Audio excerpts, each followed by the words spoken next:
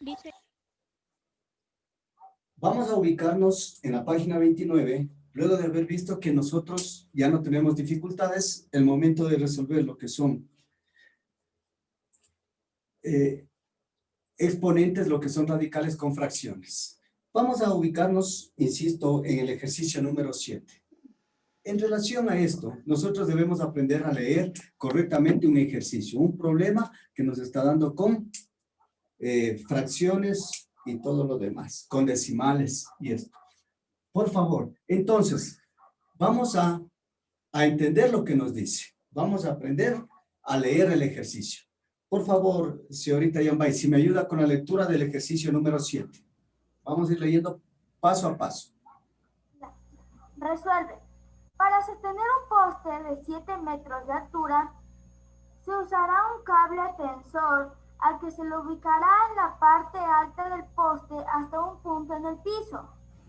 De la base del poste al punto del piso hay 3 metros.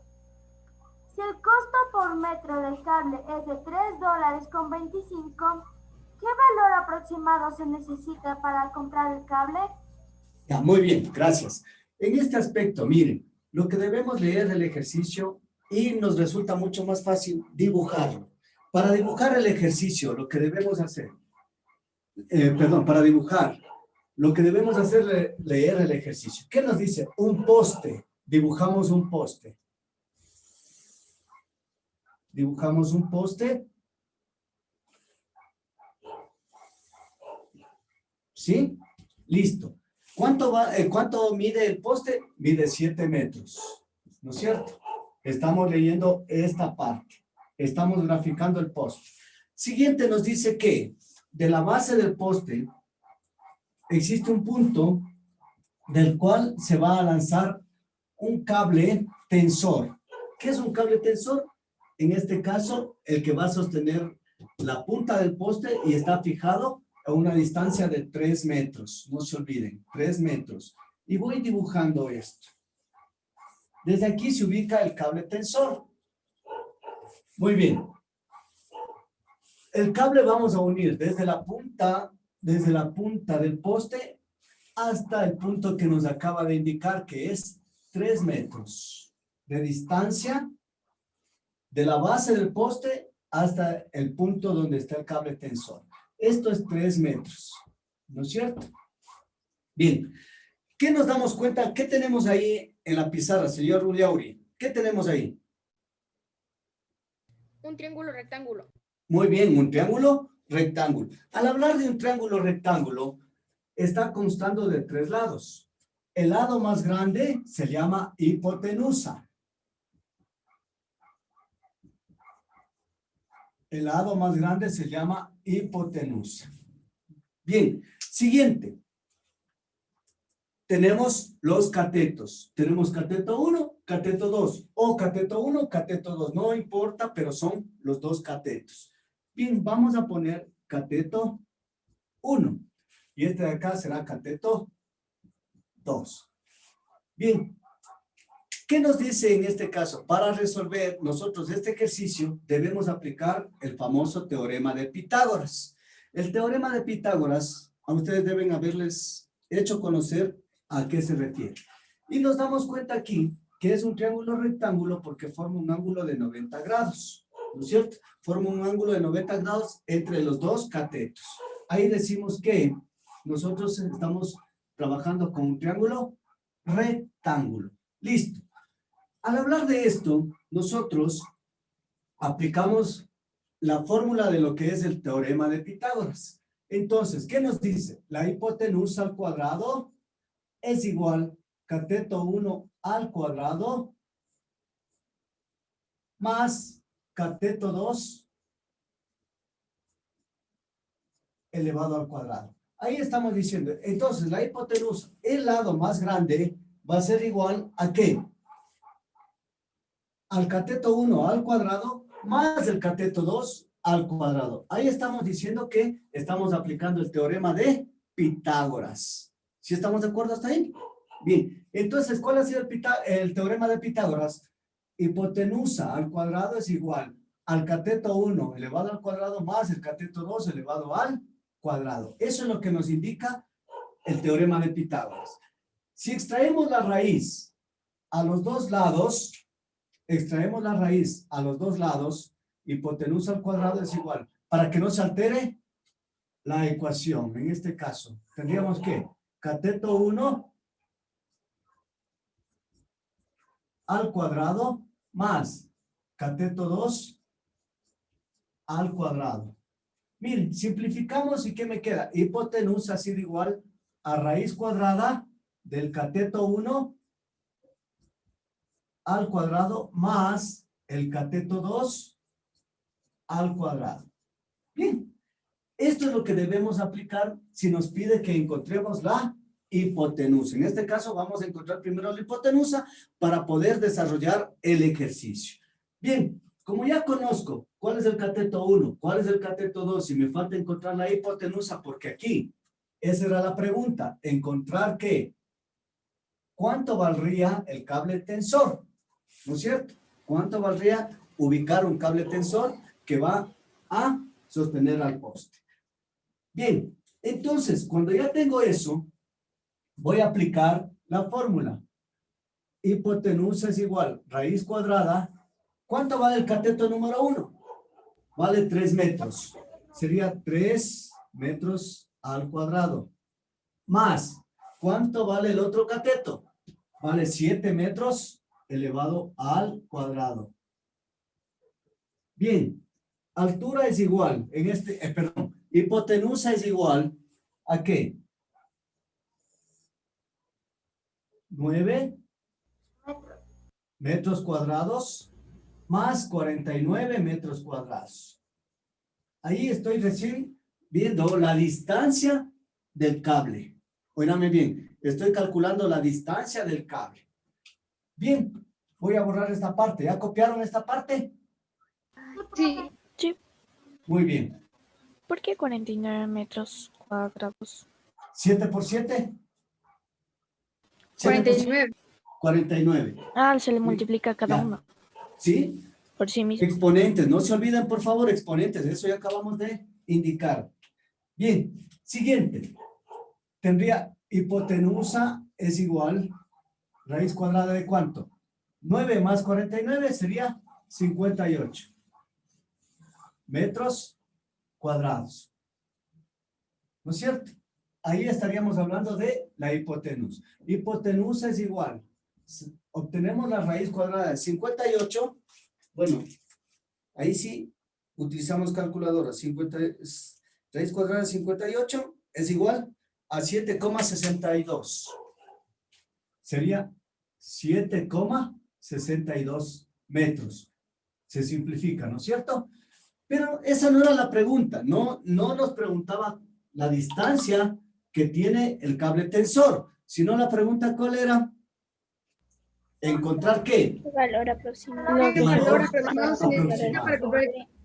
Bien, para encontrar el valor aproximado, multiplicamos la distancia que tiene el cable por el costo que tiene cada metro. ¿Cuánto valía cada metro? 3.25. Ya. 3.25. 7,62 metros. Profe, ¿Sí? estoy con problemas de wifi y voy a desconectarme y que vuelva a conectarme No entonces hay para que me problema. acepte. 3,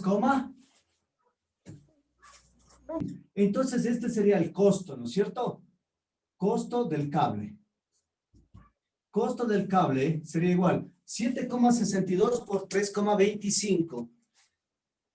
Por 3,25 nos daría igual 24,75.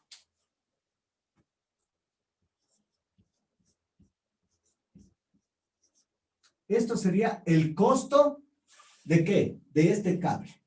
¿Alguna Del pregunta cable. hasta ahí, chicos? No, muy fácil. ¿Sí está entendido? A ver, ¿alguna inquietud que tengan ustedes, por favor, me lo hacen saber para nosotros ir solventando todas las inquietudes que tengan? ¿No? ¿Sí me entendieron todo? Entonces, usted sabe que para nosotros poder resolver un problema es preferible que graficar. Y yo hice eso. Primero grafiqué y veo qué es lo que tengo y qué puedo aplicar. Si estamos de acuerdo.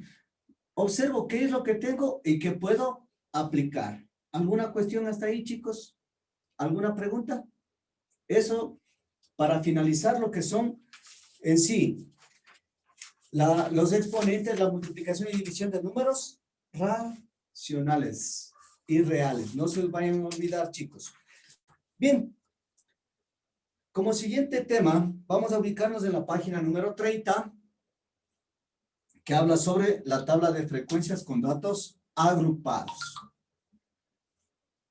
Tabla de frecuencias con datos agrupados. Al hablar de una tabla de frecuencias, es aquella en la cual podemos organizar, irán copiando, tabla de frecuencias es aquella en la cual podemos organizar de mejor manera nuestros datos.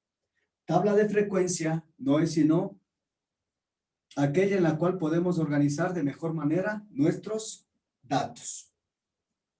Nosotros en una tabla de frecuencias podemos ordenar datos no agrupados y datos agrupados. Eso es lo que yo puedo hacer el momento que yo tenga una tabla de frecuencias. Listo. Vamos a organizar unos datos. Vean, a nosotros nos pueden dar distinta información y usted puede organizarlo en una tabla de frecuencias. Ya vamos a ir viendo poco a poco cómo hacer eso. Bien, siguiente, rango. Ponemos como subtítulo, rango. Es el valor que se obtiene, al restar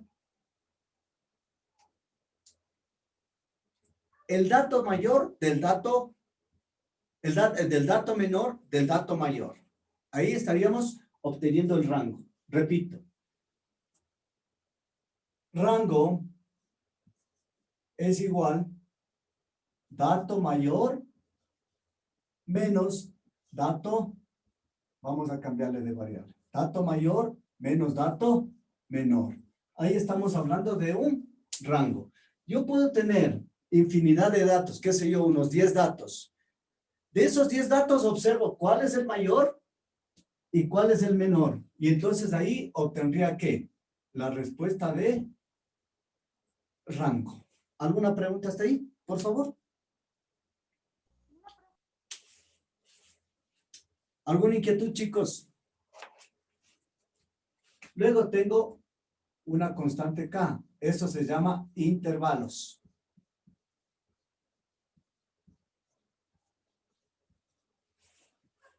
Los intervalos es el número de subgrupos dentro del grupo de datos. ¿Profe, puede repetir Lo formarán dentro del grupo de datos. Si yo tengo 10 datos, es un ejemplo nada más. Yo tengo, qué sé yo, 3, 7, 4, 8, 20, 15, 12, 14, 25, 30. Miren, aquí yo tengo ¿cuántos datos? Tengo 10 datos. ¿Sí estamos de acuerdo? Para obtener el rango, observo cuál es el dato mayor. ¿Cuál es el dato mayor? 30, ¿no es cierto? 30. ¿Cuál es el dato menor? 3.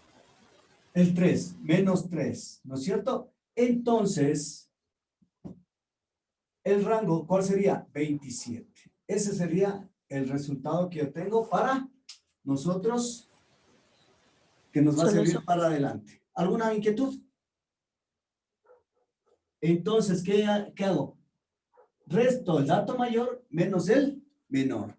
Luego tenemos otra información que es el intervalo. ¿Cómo le bautizamos una constante K?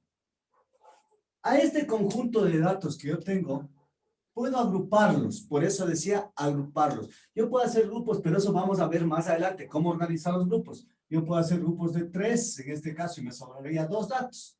¿Sí? Tendría un intervalo, 2 intervalos, 3 intervalos y me sobra un dato. Pero ya vamos a ver cómo le organizamos eso. ¿Sí estamos de acuerdo?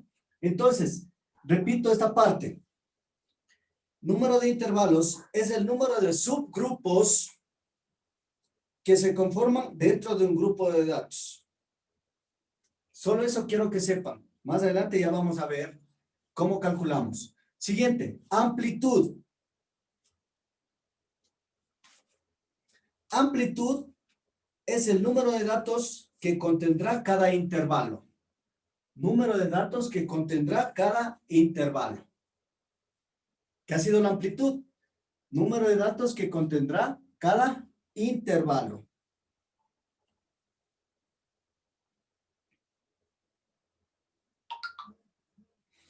Y obtenemos dividiendo el rango para el número de intervalos.